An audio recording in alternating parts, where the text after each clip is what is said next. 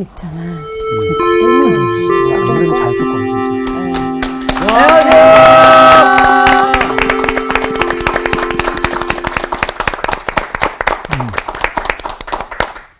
잘 지냈죠? 네. 아모스를 우리가 공부하고 있는데 지난 시간 복습을 좀 해볼까요? 네. 아모스가 환상을 봤죠. 네. 몇 가지 환상을 기억나세요? 네 가지. 어떤 환상이었죠? 메뚜기. 메뚜기, 메뚜기. 그다음 불. 뜨거운 불. 그다음에 당금줄. 다림줄. 일부러 그런 거죠? 지금. 되게 그럴듯했어요. 예. 개그한 거죠? 네. 다림줄. 네. 다림줄. 전부 심판에 관련된 네. 내용이었는데 처음에 나오는 메뚜기. 처음에 모여서 메뚜기 메뚜기요. 재앙과 또 바다로부터 불어오는 불. 뜨거운 불, 네. 뜨거운 바람을 뜻하는 그것은 아모스가 어떻게 했죠? 중보의 기도를 드렸고 했죠. 하나님의 뜻을 돌이켰습니다. 예. 그 다음에 세 번째가 다림줄. 뭐였죠? 다림줄 얘기였는데 다림줄이 뭔지는 기억나시죠? 예. 네. 추를 달아서 이렇게. 네, 수직의 중심을 잡는 것인데 그런데 그 중심이 안 맞은 거죠. 네. 지금 뭐 때문에 그럴까요? 토대가 흔들렸기 때문인데 어떤 토대? 하나님이 세상을 세우시는 두 가지 토대가 있다고 얘기했죠. 정의와 하나는 공의가. 정의, 또 하나는 공의. 그러니까 사람들이 정의와 공의는 그대로 있지만 사람들이 이것을 훼손했기 때문에 네. 이제 다림줄이 드리워졌고 하나님이 이제 더 이상 그들의 보호자가 되지 않겠다고 말씀하십니다. 두려운 상황이죠. 네. 두려운 상황이 주어집니다. 그리고 예언자 두 사람이 대립하는 모습도 우리들이 봤죠. 예. 네네. 아모스는 우리가 아는 사람이고 예. 그 다음에 누구였어요? 아마샤. 아마샤라고 하는 사람. 그는 직업 예언자입니다. 네. 왕 곁에 있으면서. 그러니까 왕이 듣고 싶어하는 말을 하죠, 주로. 그렇죠. 그러나 예언자의 직무는 왕이 듣고 싶어하는 말을 하는 사람이 아니라 왕이 마땅히 들어야 할 말을 하는 사람이어야 하죠. 예. 그러니까 그 소리는 때때로 쓴소리처럼 들립니다. 쓴소리를 좋아하는 사람은 없지만 그러나 쓴소리를 들어야 사람이 크지요. 네. 옛날에 현영학 박사님이라는 분이 계셨는데 제가 기억을 정확하게 하고 있다면 벌써 아주 오래전인데 당신 집에 교훈이 있다고 얘기를 했어요. 매를 잘 맞아야 사람이 큰다. 그런 말이라고 어느 잡지하고 인터뷰했던 글을 기억하고 있습니다. 매를 잘 맞아야 큰다. 그러니까 나가서 맨날 두드려 맞고 다니라는 얘기가 아니고 네. 매를 맞는다고 하는 것은 뭐죠? 꾸지람 듣는 거. 그렇죠. 누군가에게 꾸지람 들을 줄 알아야 사람이 크는 거죠. 그래서 여러분 저도 책을 씁니다마는 책을 쓰는 저자 서문에 어떤 이들이 이렇게 씁니다. 뭐 독자 여러분께서 많은 가르침을 내게 달라고 얘기하면서 아낌없이 질정해달라고 얘기할 때가 있습니다. 맞아요. 질정은 뭐죠? 꾸짖어 바로잡음. 네. 그렇죠. 누군가가 나를 꾸짖어 줄 때 그것을 내가 좋은 마음으로 수용하면 나는 더 나아질 가능성이 있어요. 그러나 뭡니까? 나를 꾸짖어? 내가 못했다고 꽁한 마음을 품고 그럼 사람이 발전할 수가 없는 거죠. 저도 살아오면서 다양한 사람들을 만나왔습니다. 그런데 내가 만났던 사람 가운데 인상 깊었던 사람들은 대개 뭐냐면 자기가 잘못하는 것을 지적받았을 때 고가워하지 않고 그것을 그렇구나 하고 받아들이고 다시는 그런 실수를 범하지 않으려고 노력하는 사람들이 성장하는 것을 봤습니다. 그러나 내가 누군데 나를 비판해. 이런 태도로 일관하고 있는 사람은 고집스러워져요. 많이 성장하지 못하는 것을 봤습니다. 그러니까 왕과 예언자는 왕은 질서를 책임지는 사람이고 예언자는 역사가 흘러가야 할 방향을 제시하는 비전의 사람이라고 얘기하면 그 둘 사이에 뭐가 있어야 된다고 얘기했죠? 창조적 긴장. 창조적 긴장. 긴장만 있으면 안 돼. 네. 긴장만 있으면 그게 뭔가를 만들어내야 돼. 그렇죠. 그게 창조적 긴장이라고 얘기를 했습니다. 오늘은 우리가 아모스 8장을 공부하게 될 텐데 네. 아모스 8장에도 아모스가 보았던 환상 하나가 등장합니다. 함께 좀 읽어볼게요. 오늘 수업 아모스 10강 환상 2. 주 여호와께서 내게 이와 같이 보이셨느니라. 보라, 여름 과일 한 광줄이니라. 그가 말씀하시되 아모스야 내가 무엇을 보느냐. 내가 이르되 여름 과일 한 광줄이니이다 하매 여호와께서 내게 이르시되 내 백성 이스라엘의 끝이 이르렀은즉 내가 다시는 그를 용서하지 아니하리니 그날의 궁전의 노래가 애곡으로 변할 것이며 곳곳에 시체가 많아서 사람이 잠잠히 그 시체들을 내어 버리리라. 주 여호와의 말씀이니라. 가난한 자를 삼키며 땅에 힘없는 자를 망하게 하려는 자들아 이 말을 들으라. 너희가 이르기를 월삭이 언제 지나서 우리가 곡식을 팔며 안식일이 언제 지나서 우리가 밀을 내게 할꼬 예발을 작게 하고 세계를 크게 하여 거짓 저울로 속이며 은으로 힘없는 자를 사며 신 한 켤레로 가난한 자를 사며 찌꺼기 밀을 팔자 하는도다. 여호와께서 야곱의 영광을 두고 맹세하시되 내가 그들의 모든 행위를 절대로 잊지 아니하리라 하셨나니 이로 말미암아 땅이 떨지 않겠으며 그 가운데 모든 주민이 애통하지 않겠느냐. 온 땅이 강에 넘침같이 솟아오르며 애굽강같이 뛰놀다가 낮아지리라. 주 여호와의 말씀이니라. 그날에 내가 해를 대낮에 지게 하여 백주의 땅을 캄캄하게 하며 모든 절기를 애통으로 너희 모든 노래를 애곡으로 변하게 하며 모든 사람에게 굵은 배로 허리를 동이게 하며 모든 머리를 대머리가 되게 하며 독자의 죽음으로 말미암아 애통하듯 하게 하며 결국은 공고한 날과 같게 하리라. 주 여호와의 말씀이니라. 보라 날이 이를지라 내가 기근을 땅에 보내리니 양식이 없어 주림이 아니며 물이 없어 갈함이 아니요 여호와의 말씀을 듣지 못한 기갈이라. 사람이 이 바다에서 저 바다까지 북쪽에서 동쪽까지 비틀거리며 여호와의 말씀을 구하려고 돌아다녀도 얻지 못하리니 그날에 아름다운 처녀와 젊은 남자가 다 갈하여 쓰러지리라. 사마리아에 죄된 우상을 두고 맹세하여 이르기를 다나 내 신들이 살아있음을 두고 맹세하노라 하거나 브엘세바가 위하는 것이 살아있음을 두고 맹세하노라 하는 사람은 엎드러지고 다시 일어나지 못하리라. 네. 무섭죠? 네. 세네요. 네. 세죠? 예. 네. 그래서 이 연서를 읽는 것은 상당히 마음에 부담이 되기도 합니다. 지난주 우리가 공부할 때 내가 처음 여러분께 질문했던 게 우리가 성경을 읽는다는 의미가 뭡니까 하고 물은 적이 있어요. 예. 네. 그렇죠? 네.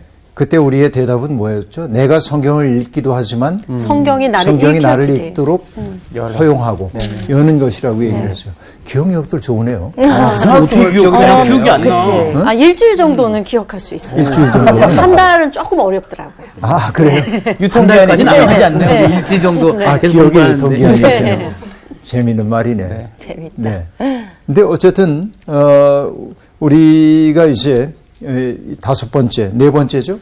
여름 과일 한 광줄이. 네. 이 비전을 보는 것이 이제 네 번째 비전이라고 얘기할 수 있겠는데. 네.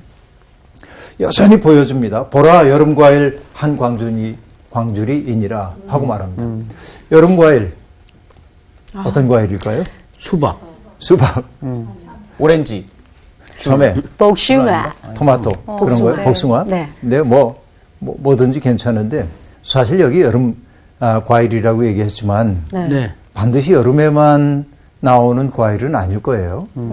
그래서 공동 번역 성경은 여름 과일이란 말 대신 뭐라고 번역하냐면 무르익은 과일. 그러면은 선생님 이거 되게 좋은 현상 아니에요? 그러니까 우리가 좋은 생각할 의미 땐 같은 과일 바구니 이런 좋은 거. 것처럼 보이죠. 네. 과일 바구니 예쁘고 아름답잖아요. 다만 익지 않으면 맛이 없습니다. 맛이 없죠. 옛날에 이제 제 아버지는 농사를 짓는 분이었습니다. 여름이면은 주로 토마토, 참외, 수박 이런 것들을 밭작물로 심곤 했는데 우리 집이 낚시하러 가는 사람들이 지나가는 길목에 있어요. 네. 그러니까 이분들이 출출하니까 하나씩 자꾸 서리를 따가요. 그럴 수 있죠. 네. 네. 그런데 이제 우리 같은 장난꾸러기들이 뭘 하냐면 수박 가운데 어떤 것들은 겉은 멀쩡해요. 근데 속이 다 골아버린 것들이 있어. 속이 완전히 골아서 물이 되어 있는 것들이 있어요. 네. 그런 것들을 길가에 탁 놔두면 어허. 어떤 분들이 이게 웬 떡이냐 하고 들고 뛰어요. 그럼 우리는 낚인 숨어가지고 거죠. 네. 웃었던 기억이 나는데 언젠가 신문을 보는데 신문을 보통은 뭐 꼼꼼히 보기도 하지만 이렇게도 넘기잖아요. 네네. 근데 뭔가 내가 본 듯한 느낌이 드는 단어가 딱 지나갔어요. 그게 내 머릿속에 뭐라고 그게 읽혔냐면 속물병. 속물. 속물. 속물. 아, 속물. 저 사람은 속물이야 그렇게 얘기하는 네네. 속물병. 네. 그래서 야 재미있는 표현이다. 속물병이다 했네. 그래서 페이지를 넘겨가지고 다시 보니까 네. 속물병이 아니라 속물음병. 아하, 속이 속물음병. 물렀다. 속이 물은 거야. 속물음병. 그러니까 내가 어렸을 때는 알지 못했는데 수박 속이 고른 것이 속물음병이야. 그렇죠. 속이 그러니까 부는 거지. 수박이 속물음병 때문에 많이 작황이 좋지 않다는 얘기를 쓰고 있는 기사였어요. 아, 네. 근데 이 착각이 나로서는 굉장히 재밌었어. 그렇네요. 속물은 어떤 사람인가 했더니 속이 물린 사람. 그러네요. 진짜. 겉은 그럴싸하게 포장이 되어 있는데 내면의 속 사람이 튼실하지 못한 거.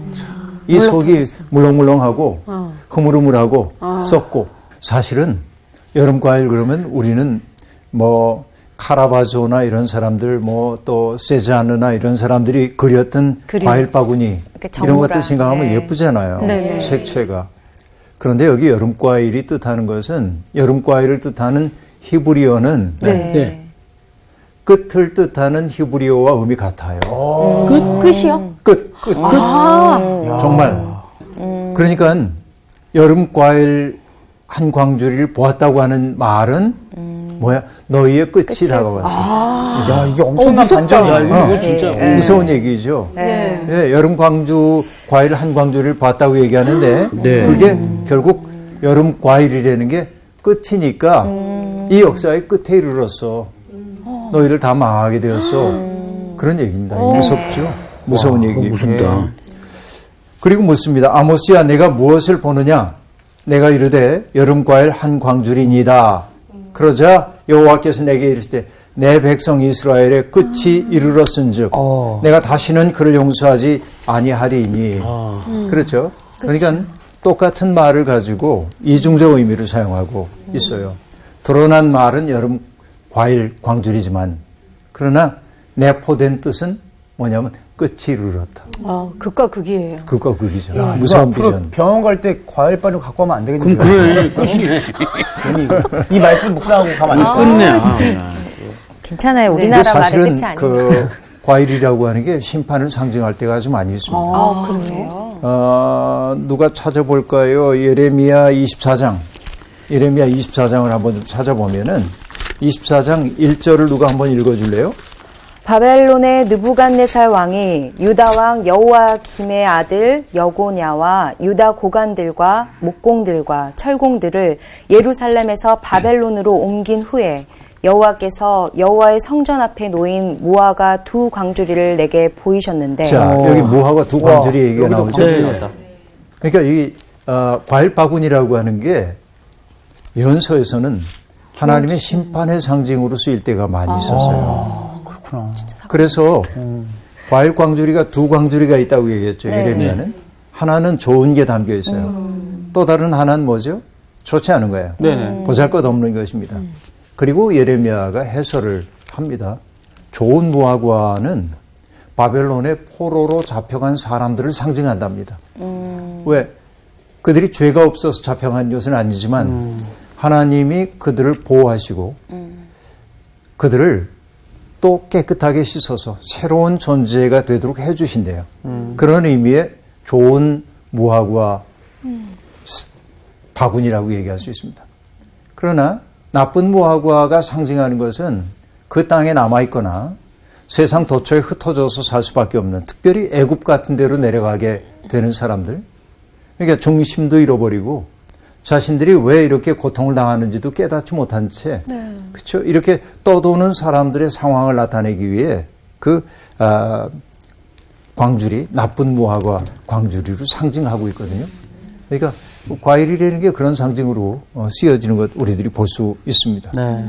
미가서에도 보면 비슷한 얘기가 나오는데요. 이렇게 얘기합니다.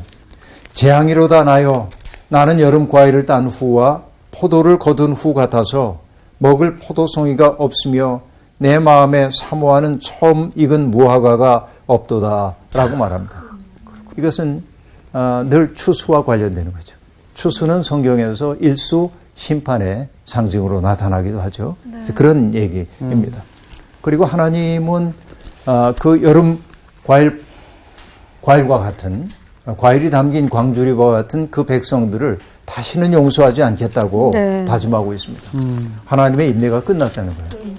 이 말처럼 두려운 얘기가 없습니다. 그래서 공전의 노래가 애곡으로 변할 거다. 그러니까 고관 대작들을 기쁘게 하기 위해서 공전에서 노래하는 여인들이 있잖아요. 네네. 아름다운 목소리로.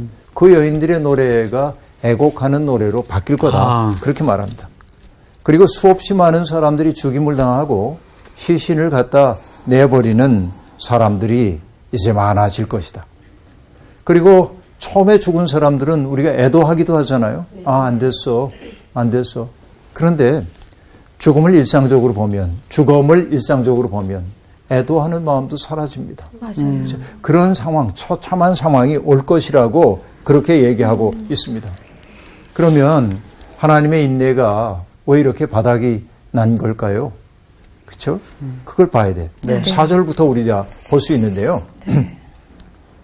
결국은 그 땅에 하나님의 심판을 처리하게 됐던 것은 4절입니다. 이렇게 얘기합니다. 가난한 자를 삼키며 땅에 힘없는 자를 망하게 하려는 자들아 하고 이야기를 하고 있습니다. 네. 결국은 그 땅이 멸망을 앞둔 까닭은 가난한 사람들을 삼키는 사람들이 너무 많아. 그렇죠? 네. 땅에 힘없는 자를 망하게 하려는 사람들이 많아. 다시 말하면 여기에 가난한 자들은 아나위임이라고 얘기하고 있는데 땅의 사람입니다. 겨우겨우 그냥 자기 땅 파가지고 경작하며 먹고 사는 사람들인데 힘 있는 사람들이 그들을 어떻게 한다고 얘기합니까? 삼킨다 말이죠. 어떤 경우에 그럴까요? 갑자기 기근이 든다든지 그럴 때 몽창. 먹을 것이 없어요. 그러면 어떡합니까? 빚을 얻어야죠. 살아야 하니. 그런데 빚에 막대한 이자를 붙이거나. 아이고. 그렇죠. 그래서 갚을 능력이 없게 될 때 어떡합니까? 땅 내놔. 너희들이 종이 돼. 그 수밖에 없지. 이게 가난한 자를 삼키는 거예요. 결국은 그렇죠. 그리고 땅에 힘없는 자를 망하게 하려는 자들, 그들 때문에 세상은 이제 끝에 이르게 되었다. 그렇게 얘기를 하고 있습니다. 그런데 그 사람들, 힘 있는 사람들의 문제는 뭐냐면 모든 힘 있는 사람이 그런 건 아니지만 여기 성경에 언급되고 있는 소위 권력자들, 모든 권력이라고 하는 것은 하나님께서 위임해 주신 것으로 보는 거죠. 그쵸. 하나님의 위임입니다. 그리고 세속적으로 얘기하자면 우리가 국회의원이나 대통령을 뽑거나 그런 것은 주권자인 국민이 대신해서. 그렇죠. 국회의원이나 대통령을 우리의 대표자로 뽑고 우리를 대변해 줄 것을 위임했던 거죠. 예. 그렇죠. 네. 그러니까 그들은 자기들의 주인이 누구인지를 알아야 돼. 국회의원. 그렇죠. 그러니까 국민들을 위해서 거들먹거리면 안 됩니다. 네. 그게 정치인들의 마땅한 태도이죠. 근데 이분들이 참 겸손합니다. 언제 그렇죠. 선거 때. 아, 진짜. 그죠? 선거 때는 정말 겸손하잖아요. 착해도 그렇게 착하신 분들이 예, 없어요. 어떤 땐 절도 해요. 네. 그러니까 처음에 고백은 머슴으로 시작했다가 나중에 대감으로 바뀌더라고요. 아유. 속상한 건데, 그러니까 위임해 주는 거예요. 권력자들이. 맞아요. 그러면 하나님이 누군가에게 권력을 주신 까닭이 어떤 거냐면 세상은 살다 보면 이렇게 높낮이가 있는 세상이 되는 거예요. 권력자들이 해야 하는 일은 뭐냐면 수평으로 맞추. 너무 낮은 사람은 조금 올려주고. 부둥켜 안아줘서 올리고 네. 너무 자기 힘을 행사하는 사람은 좀 낮춰주고 예. 그래서 뭐예요? 세상이 하나님의 뜻대로 잘 흘러가도록 만들어야 하는 거잖아요. 그렇죠. 이게 하나님이 권력을 위임해 주신 까닭이란 말이에요. 네. 그런데 이 위에 올라가 있는 사람들은 그런 위임된 권한을 뭘 하냐면 백성들을 섬기는 일에 사용하지 않고 그것으로 자기 이익을 확보하는 일에 사용하고 있단 말이죠. 그렇죠. 그래서 이들이 자기가 더 큰 부자가 되기 위해 이 사람들을 학대하고 착취하는 거예요. 그런 세상이 뭐냐? 끝에 다다른 세상이다. 오늘 성경은 그 얘기를 지금 들려주고 있습니다. 그렇죠. 그래서 그들의 온통 관심이라고 하는 건 뭐냐? 자기 이익 확보예요. 이걸 가지고 뭐 하냐면 자기 이익을 확보하고 이것을 강화하는 거, 이것이 그들의 관심사항입니다. 그래서 말합니다. 월삭이 빨리 지나야 우리가 곡식을 팔 텐데, 안식일이 빨리 지나야 우리가 밀을 팔 텐데, 그리고 뭐예요? 도량형을 속이는 거예요. 에바를 작게 하고 세계를 크게 하고 거짓 저울로 속여. 그러니까 부당한 방법으로 자기의 재산을 불려가는 거예요. 온통 관심이 여기에 있어요. 이게 뭐냐면 돈을 하나님으로 섬기는 거지. 그렇죠? 이런 세상입니다. 공의와 정의가 무너진 세상의 모습이죠. 그래서 이렇게 말합니다. 은으로 힘없는 자를 사며 신 한 켤레로 가난한 자를 사며 찌꺼기 밀을 팔자 하는도다. 그렇죠. 내가 너무 이제 고통스러워. 먹을 거 없고 그래서. 그래서 정말 이제 끼니라도 잊기 위해서 내 모든 걸 팔고 싶은 마음이 드는 거예요. 근데 여기 뭐라고 지금 얘기를 하고 있습니까? 찌꺼기 밀을 팔고 신 한 켤레 값으로 가난한 자를 사는 거. 그런 세상, 끔찍한 세상인 거죠. 그러니까 공의가 아니라 이익이라고 하는 것이 생각과 판단의 근거가 될 때 바로 그 마음은 하나님의 심판을 초래하는 마음일 수밖에 없다. 그 얘기가 등장하고 있습니다. 그래서 영리한 계산에 밝으면 진리에 접근하기 어려운 법입니다. 그래요. 그쵸. 아주 작은 빚 때문에 경제적으로 예속되는 사람들이 많이 생겨납니다. 결국은 이익이 자기의 관심의 중심이 될 때 그는 인권에 대한 감수성을 잃어버리는 사람이 되는 겁니다. 얼마 전에, 몇 달 전에 제가 신문을 하나 봤는데 뇌과학자인 장동선 박사님의 인터뷰 기사였습니다. 이렇게 상상해보래요. 내가 돈이 아주 많거나 내가 권력이 아주 큰 권력을 가지고 있다고 상상해보랍니다. 여러분 한번 상상해보세요. 상상해야지. 좋아요? 돈이 많으면 좋죠. 요즘 같은 세상에서. 그런데 그분이 이렇게 얘기합니다. 보통 누군가 맞아서 아파하면 우리도 모르게 움찔하면서 그 고통에 공감하잖아요. 사람들이. 그렇죠. 네. 그런데 내게 권력이 있다, 돈이 있다고 상상하는 것만으로도 아픈 사람과 고통당하는 사람에 대한 공감 능력이 현저하게 떨어진대요. 뇌과학적으로. 신기하다. 뇌과학적으로요? 뇌과학적으로. 그러니까 내가 힘이 있다. 내가 권력이 있고 내 돈이 많아.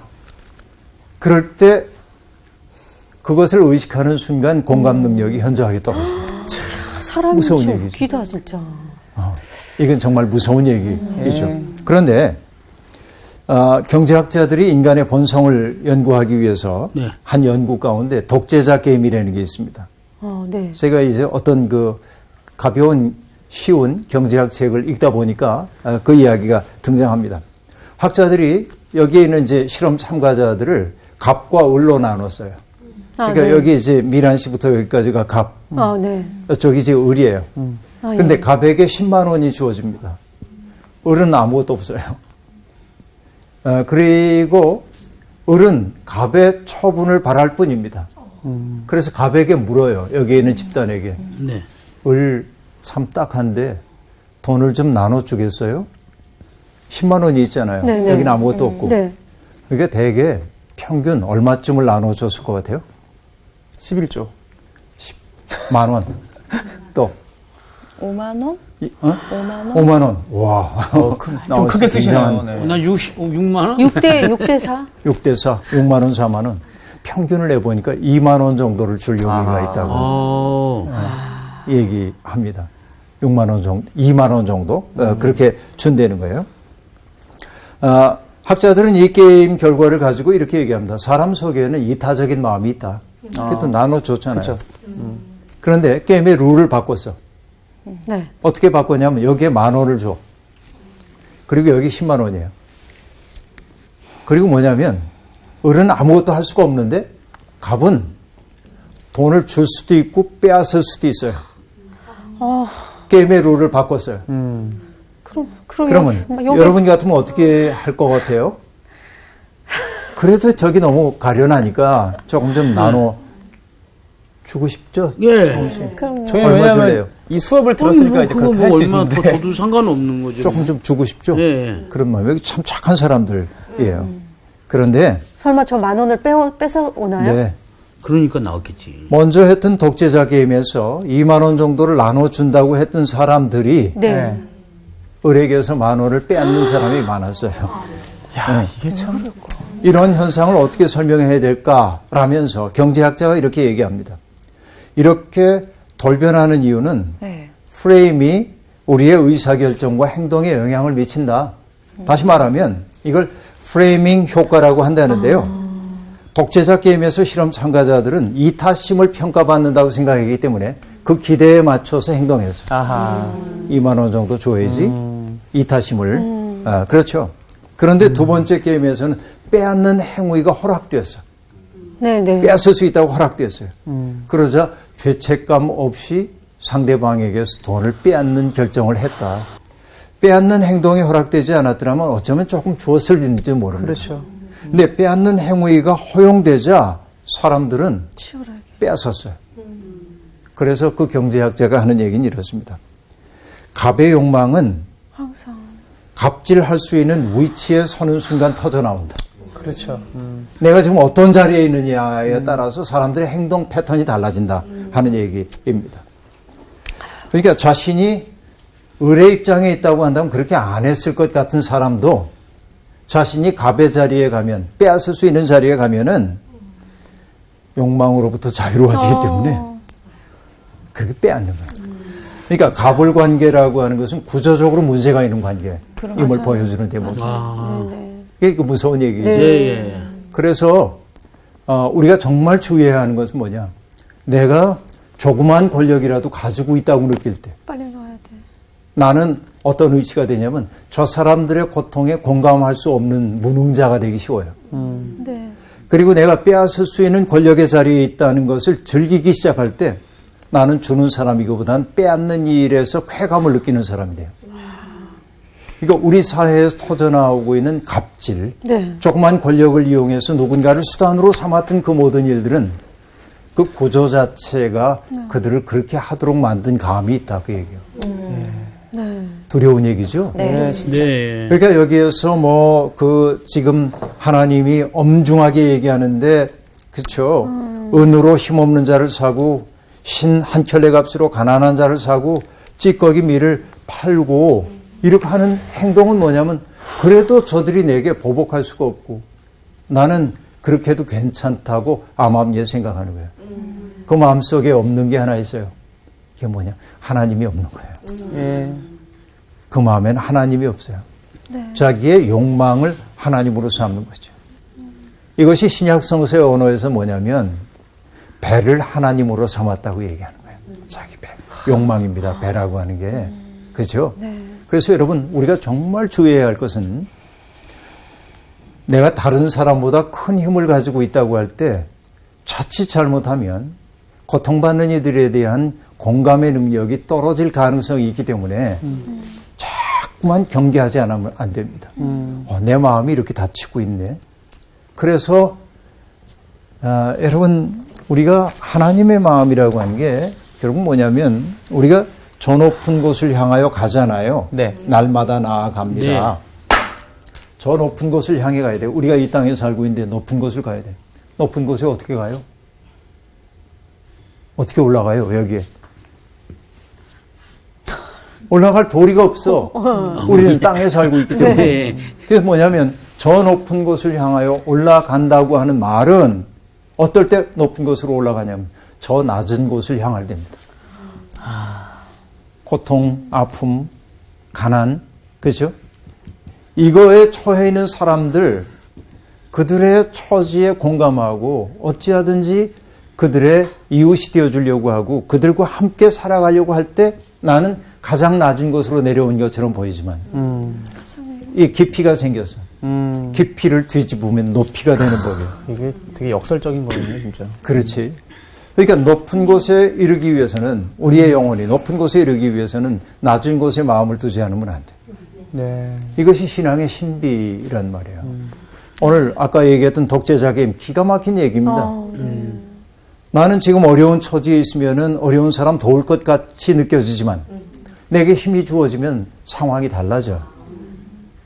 그래서 항상 경계하지 않으면 우리는 하나님으로부터 멀어지는 사람이 될 수밖에 없어요. 그렇죠? 네. 이런 얘기입니다. 그러니까 결국 그렇게 사는 사람들을 보면서 하나님이 얘기합니다. 야곱의 영광을 두고 맹세하십니다. 여기에서 야곱의 영광이라고 하는 것은 6장 8절과 연결되는 대목인데 6장 8절에 이렇게 얘기합니다. 내가 야곱의 영광을 싫어하며 네. 8절에 그렇게 얘기하죠. 네. 이건 뭐냐?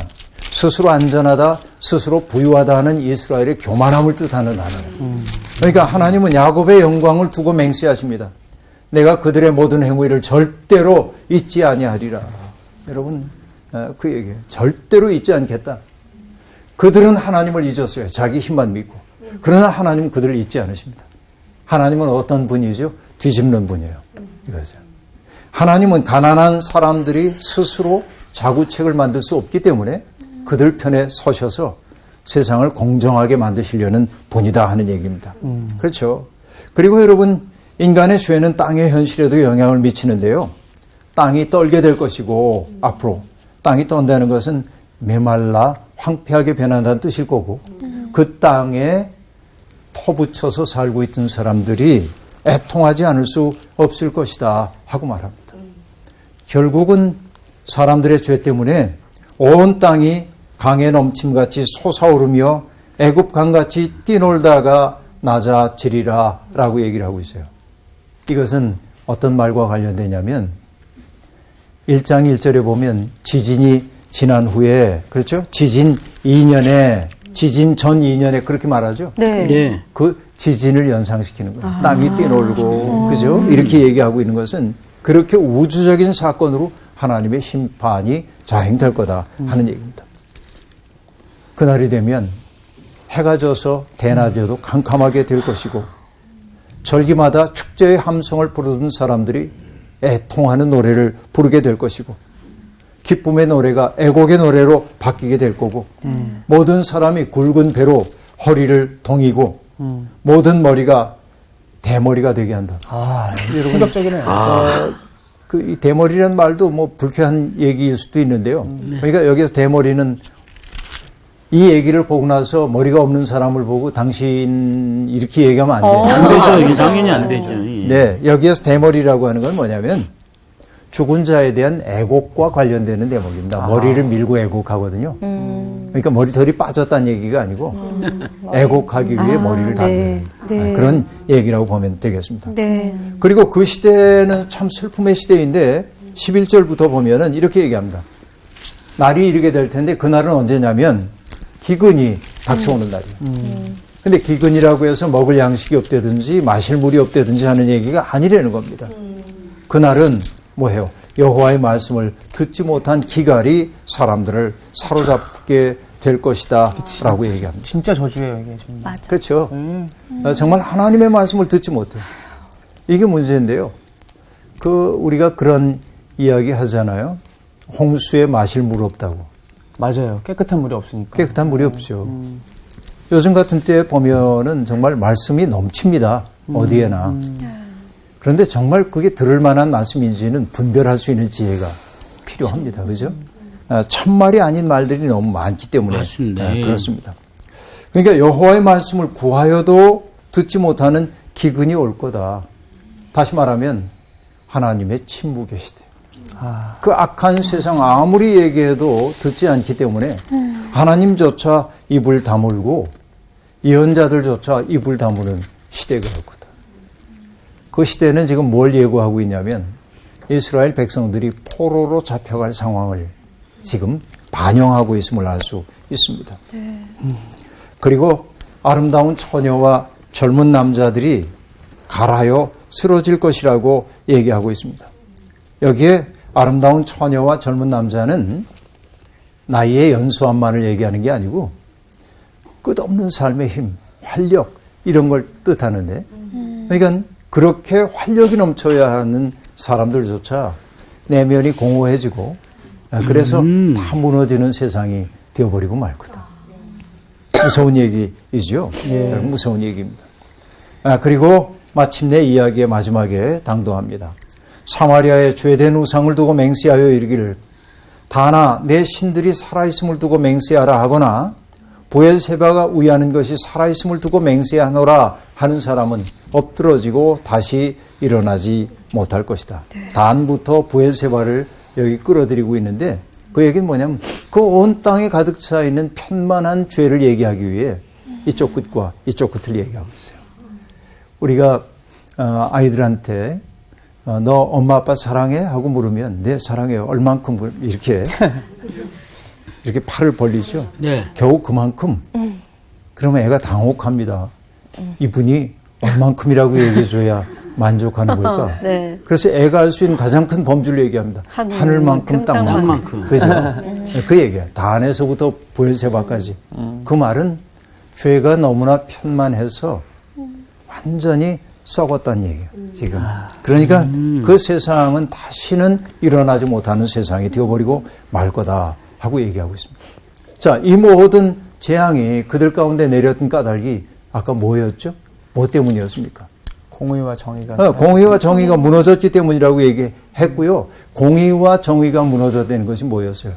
가난한 사람을 돌보라고 위임된 권력자들이 오히려 그들을 통하여 자기 이익을 확보하기 위한 수단으로 삼고 그들을 짓밟고 빼앗고 그 폭력을 쓰고 이렇게 했기 때문에 하나님은 그 사회가 총체적으로 무너진 사회라고 선언을 하고 있다는 말이죠. 근데 여러분 이거 보면서 그 인간들 참 나쁜 인간들이네 이렇게 말하려는지 모르지만 자칫 잘못하면 나도 알량한 힘이 있다고 해가지고 누군가를 아프게 하고 네. 누군가의 권력을 빼앗고 누군가의 인권을 존중하지 않을 가능성이 있는 인간이에요. 이게 우리들이 다 죄 가운데 있는 사람이기 때문에. 그래서 우리가 해야 하는 연습은 뭐냐면 내가 어떤 자리에 섰거든 내가 대단해 이렇게 하면 안 되고 스스로에게 얘기해야 돼. 너 알지? 너 아무것도 아니야. 너는 티끌이야. 너는 먼지야. 그렇죠? 하나님이 잠시 내게 그 역할을 맡겼을 뿐이야. 네. 내가 아무것도 아니야. 이걸 알지 못하면 나 또한 똑같은 사람이 된다. 아까 독재자 게임의 빼앗기로 그 규칙을 바꿨을 때 이전에는 이타적인 행동을 보였던 사람들이 오히려 대단히 부적절한 행동을 했던 것처럼 그것은 특정한 사람만의 문제가 아니라 그 시스템 속에 있는 사람은 그렇기가 쉽다. 그래서 아까 얘기했던 거 기억나죠? 저 높은 곳을 오르기 위해서는 어떻게 해야 된다고? 자꾸만 내 마음을 낮추고 낮은 자리에 처해 있는 사람들과 함께 하지 않으면 나 또한 똑같은 사람이 될 수밖에 없다. 근데 이익이라고 하는 것이 내 마음을 온통 사로잡게 될 때 내 속에 들어올 수 없는 것이 뭐냐면 참 말씀이 들어올 수가 없어요. 네. 그래서 그 시대는 뭐냐? 맞습니다. 하나님의 말씀에 굶주린 시대가 될 수밖에 없다. 오늘 우리는 어떤가요? 그렇죠? 부유하고 편리하게 사는 것이 인생의 목표처럼 되어 있는데 그렇죠? 온통 거기에 마음을 쓰다 보면 참 소리는 들려오지 않고 달콤한 소리에만 귀를 기울이는 시대 그것은 멸망을 앞둔 시대임을 아모스는 우리에게 아프게 보여주고 있습니다. 여러분 오늘도 우리들이 저 낮은 곳으로 내려가고 우리의 마음 치솟으려는 우리의 마음들을 자꾸만 낮춰서 내가 얼마나 부족한지 그런 것들을 생각할 때 우리는 조금 맑은 사람이 될 가능성이 있습니다. 네. 오늘 수업 여기서 마칠게요. 고맙습니다. 감사합니다. 네, 고맙습니다. 아니 어쩌다가 지금 시대에 이렇게 자꾸 갑과 을이라는 어떤 이런 구조가 나타났는데 정말 속상해. 근데 진짜 무서운 거는 이제 굳이 구분하면 그렇지만 을을 경험한 사람이 갑으로 갔을 때 더 무서워지는 것 같아요. 그러니까 제가 우리 여자분들 앞에서 군대 얘기해서 죄송한데 제가 고참한테 괴롭힘을 막 많이 당했을 때 저는 그런 생각했어요. 내가 나중에 그렇게 하면 되면 난 이러지 말아야지. 내가 고참 되면 후배들한테 잘해줘야지. 근데 그게 잘못된 보상 심리가 생기더라고요. 내가 당한 거를 되풀이하고 있는 내 모습을 발견했을 때 제가 되게 좀 무서웠어요, 내 자신이. 그러니까 그게 지금 이렇게 적용되는 것 같아요. 우리는 다 그 갑이 될 수 있는 그게 안에 있으니까. 그럼요. 예. 우리는 정말 넌 아무것도 아니다 이 생각 자꾸 그래서 또 성사학당이 바로 또 사야 되지 않겠습니까? 그렇죠? 그렇죠. 그러니까 이 성사학당을 통해서 우리가 많이 변화를 받아야 된다고요. 네. 그래서 네. 정말 말씀이 없는 세상이 너무 두려운 세상이잖아요. 맞아요. 그러니까 우리가 말씀으로 나왔어. 다시 그렇죠. 우리가 공의와 정의를 세우면서 그럼요. 네. 다시 또 다림질을 줄을 그럼요. 잡고 걸어가는 거예요. 그렇게 살아냅시다. 갑시다. 갑시다. 파이팅! 이번 주 퀴즈입니다. 야고보서는 누구에게 쓰는 편지일까요? 1번 12제자, 2번 야고보 교회, 3번 흩어져 있는 12지파. 정답을 아시는 분은 CBS 성사학당 홈페이지에 정답을 올려주시거나 우편으로 보내주시면 됩니다. 선정되신 분들에게는 하나님의 말씀을 전 세계에 보급하는 대한성서공회에서 성경, 송태근 선생님의 교회가 알고 싶다, 김기석 선생님의 욕, 예레미야 산책, 끙끙 앓는 하나님, 성경 통독을 위한 최고의 자습서 성경 2.0 가운데 하나를 드립니다.